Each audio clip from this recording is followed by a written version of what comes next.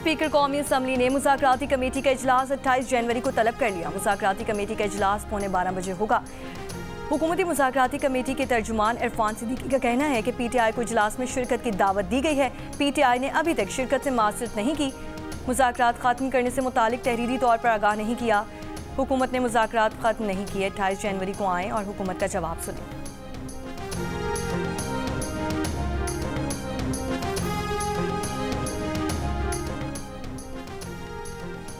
तहरीक इंसाफ अब किसी मुज़ाकराती मीटिंग में शरीक नहीं होगी। चेयरमैन PTI का 2 टोक ऐलान। बैरिस्टर गौहर ने कहा है कि 28 जनवरी को होने वाले मुज़ाकराती इजलास में PTI शिरकत नहीं करेगी। आज ही बैरिस्टर गौहर ने कहा था कि मुज़ाकरात पर दोबारा गौर कर लेते हैं, लेकिन हुकूमत कमीशन का ऐलान करे। Unfortunately, nobody opposed from the opposition all these bills. The joint sitting is adjourned to meet again on Wednesday, 12th February 2025 at 11 a.m. Parliament का मुश्तरका इजलास में अपोजिशन का पैका एक्ट तरमीमी बिल के खिलाफ एहतजाज। अपोजिशन लीडर को नुक्ता एतराज़ पर बात करने की इजाज़त ना मिली।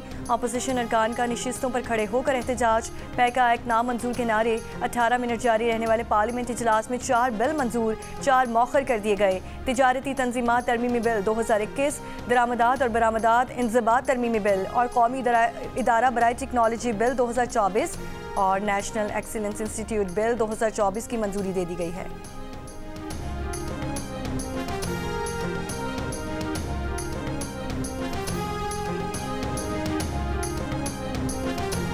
डिजिटल एक्ट और पैका एक्ट को हथियार के तौर पर इस्तेमाल किया जाएगा। शदीद मुखालिफत करेंगे।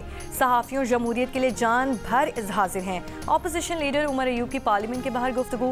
शिबली फराज ने कहा कि पैका एक्ट तरामीम ड्रैकोनियन है। इस घुटन के माहौल में जितने कवानीन आ रहे हैं वो आज़ादी इज़हार राय को कंट्रोल करने के लिए हैं।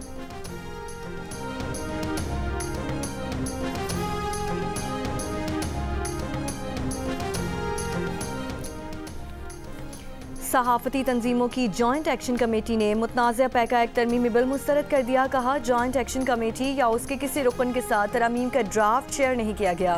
पैका एक्ट में तरामीम सहाफ़ी तंजीमों की मुशावरत के बगैर की जा रही है। हुकूमत स्टेक होल्डर्स की मुशावरत के बगैर पैका एक्ट तरमीमी बिल को पास ना करे। सेक्रेटरी जनरल PFUJ का मुल्क भर में सहाफ़ियों के एहतजाज का ऐलान। लाहौर प्रेस क्लब के सदर अरशद अंसारी ने कहा कि बगैर मुशावरत मुसल्लत किए गए कानून को कबूल नहीं करेंगे। PFUJ दस्तूर और कराची प्रेस क्लब के अहदेदारों ने भी मुतनाज़ा पैका एक्ट में तरामीम मुस्तरद कर दी। PFUJ दस्तूर का कहना है कि मुतनाज़ा तरामीम मीडिया की आज़ादी और खुसूसन सोशल मीडिया को दबाने की कोशिश है। कराची प्रेस क्लब के सदर फाजिल जमीली और सेक्रेटरी सुहेल अफजल ने कहा है कि हुकूमत फौरी तौर पर इस काले कानून को वापस ले। डिजिटल राइट्स फाउंडेशन की एग्जीक्यूटिव डायरेक्टर निगत दाद ने कहा कि हुकूमत FIA जैसी एजेंसीज के जरिए मनमाने फैसलों को कानूनी हैसियत दे रही है। डिजिटल हुकूक की वकालत करने वाली तंजीम बोलो के डायरेक्टर उसामा खिलजी ने कहा, मुतनाज़े तरमीम मंजूर होने से सहाफ़ियों और सोशल मीडिया पर मज़ीद जुल्म व सितम का खदशा है।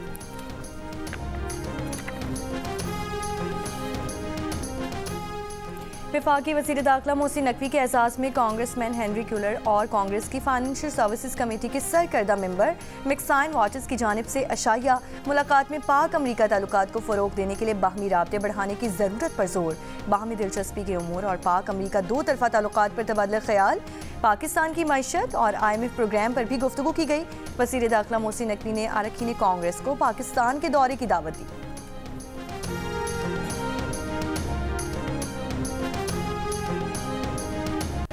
मेरा तंजीम से वाबस्तगी नहायत ही नापुख्ता उम्र में हुआ। मैं महज 14 से 15 साल का था।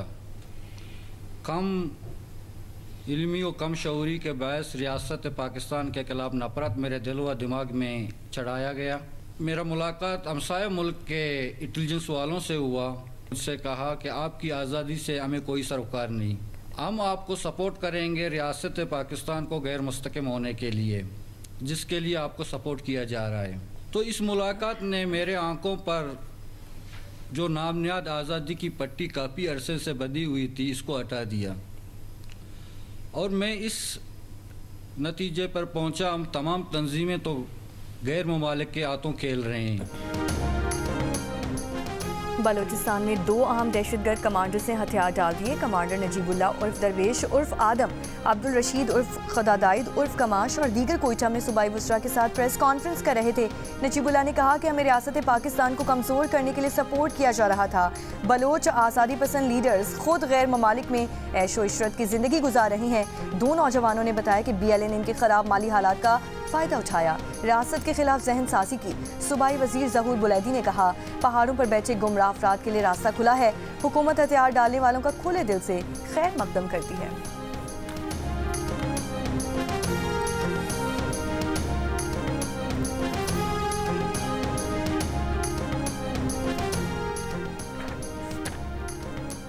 सत्तर के करीब शेख खुरनूश से लदी माल बरदार गाड़ियां हंगू से कुरम के लिए रवाना। काफिला पारा शनार समेत अपर कुरम भेजा जाएगा।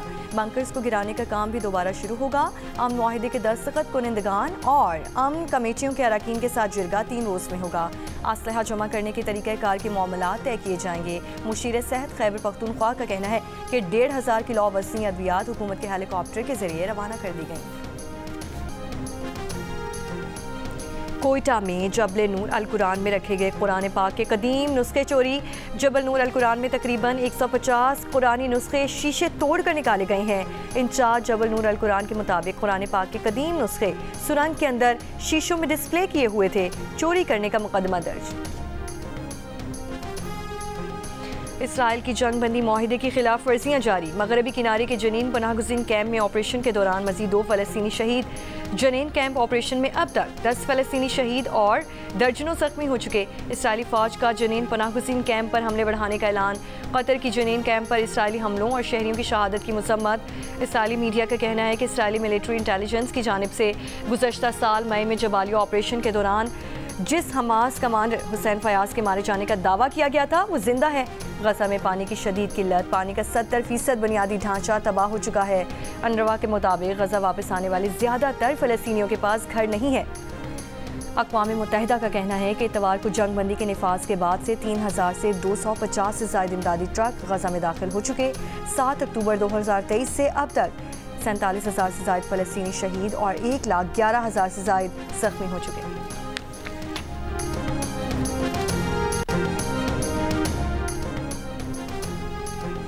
पाकिस्तान समेत दुनिया भर में आज तालीम का दिन मनाया जा रहा है। रवां बरस का मौजू आर्टिफिशियल इंटेलिजेंस और तालीम है।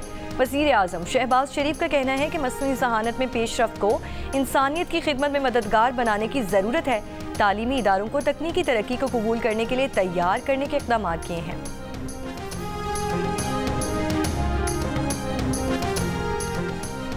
फ्रांस में 2 अफराद को कातिल करने की कोशिश पर पाकिस्तानी को 30 बरस जेल। 29 बरस के ज़हीर महमूद ने पेरिस में चार्ली एब्डो के साबिका दफ्तर के बाहर लोगों पर खंजर से हमला किया था। ज़हीर महमूद का ख्याल था कि अखबार का दफ्तर इस वक्त भी वहाँ मौजूद था। पाकिस्तान के देही इलाके से ताल्लुक़ रखने वाला ज़हीर सन 2019 में गैर कानूनी तरीके से। पाकिस्तान और वेस्ट इंडीज़ के दरमियान सीरीज़ का दूसरा टेस्ट कल से मुल्तान में खेला जाएगा। वेस्ट इंडियन क्रिकेट टीम का training session. Pakistan cricket team आज आराम करेगी। 2 टेस्ट मैचेस की सीरीज़ में पाकिस्तान को 1-0 की बढ़तरी हासिल।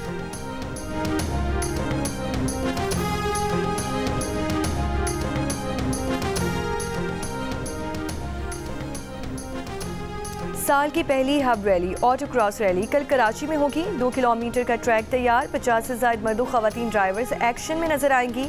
रैली में प्रीपेयर्ड, स्टॉक, वेटन्स, लेडीज़ और इलेक्ट्रिक कार की कैटेगरीज शामिल। Fastest time of the year का एजाज़ जीतने वाले ड्राइवर को कीमती कार इनाम में दी जाएगी।